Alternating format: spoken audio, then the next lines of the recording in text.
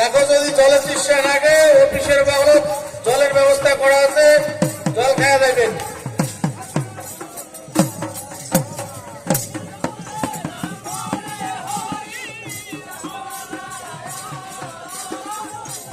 আমার প্রাইমারি স্কুলের মাঠত অনুষ্ঠান আবাদ হচ্ছে।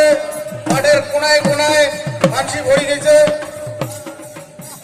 হাই স্কুলের মাঠ কোনায় কোনায় মাঠ ভরে গেছে। তোমরা সবাই কোটে কোটে আছেন, মাঠের ভিতরে চলে এসো।